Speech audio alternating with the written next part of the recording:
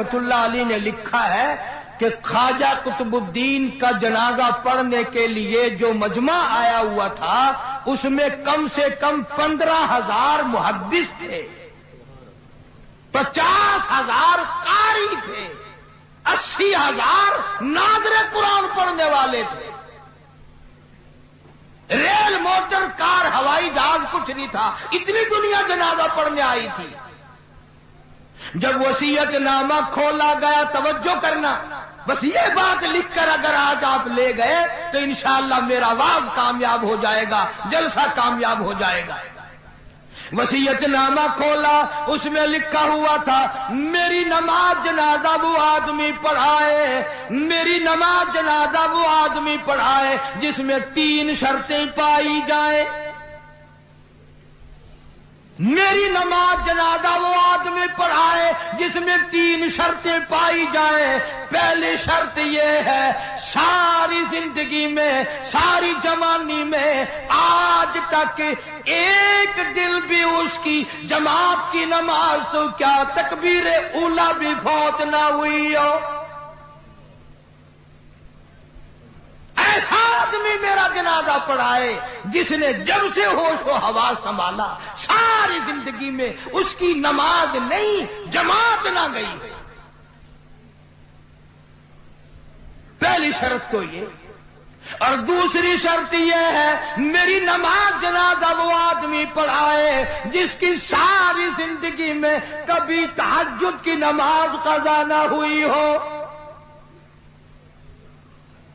تیسری شرط یہ ہے میری نماز جنازہ وہ آدمی پڑھائے جس کی ساری عمر میں، ساری زندگی میں، بیماری میں، سفر میں، تندرستی میں، کاروبار میں، کسی حال میں بھی اس کی نگاہ غیر عورت پہ کبھی نہ پڑی ہو،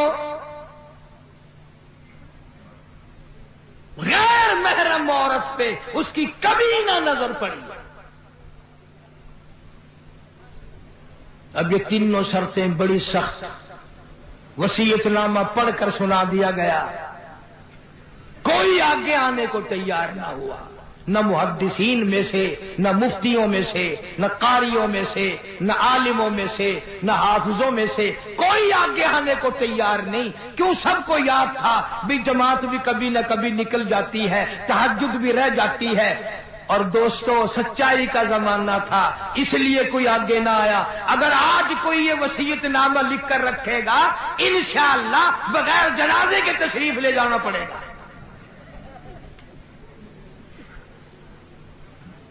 اگر آج کر ایسا وصیت نامہ بھی لکھو گے، ایسا ملا آگے آئے گا جس نے کبھی فرض بھی نہیں پڑے، وہ کہے گا چلو چھوڑو یار، اور نہیں اخبار میں فوٹو تو آئے گا۔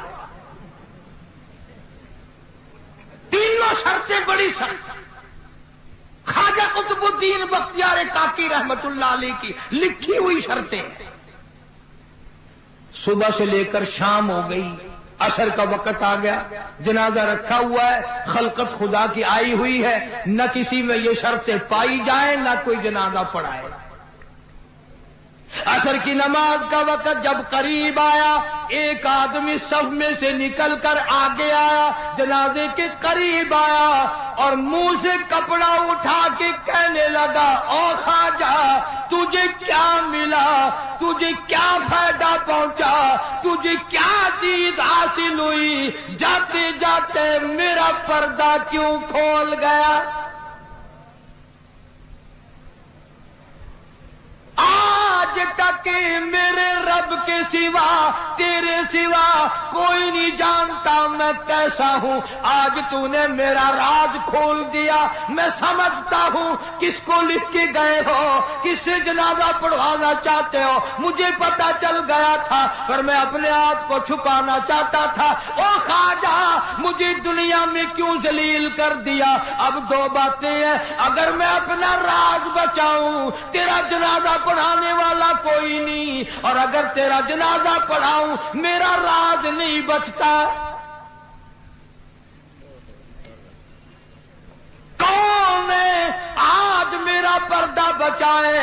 تو نے تو اپنا فائدہ کر لیا، میرا نام لکھ کر چلا گیا، شرطیں میرے بارے میں لکھی ہے، آج کے دنیا مجھے کیا کہے گی؟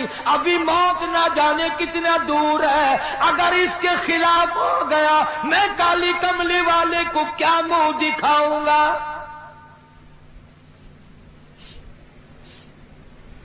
صفے بنوائی، جنازہ پڑھا دیا۔ میں تاریخ کی طرف سے ذمہ داری سے کہتا ہوں، کسی نے اعتراض نہیں کیا کہ تیرے اندر یہ شرطیں نہیں پائی جاتی۔ اب جس نے جنازہ پڑھایا، تم یہ سوچ رہے ہوگے کہ پتہ نہیں کس خانقاہ کا ولی ہوگا، کون مفتی ہوگا، کتنا بڑا پیر ہوگا، کتنا بڑا بزرگ ہوگا، خدا جانے پہاڑوں میں رہتا ہوگا۔ نہیں، اسی وقت میں جب یہ خواجہ کا انتقال ہوا ہے، فوت ہوئے ہیں، اسی وقت کا حکمراں، دلی کے تخت پہ بادشاہ کرنے والا خواجہ شمس الدین التمش تھا۔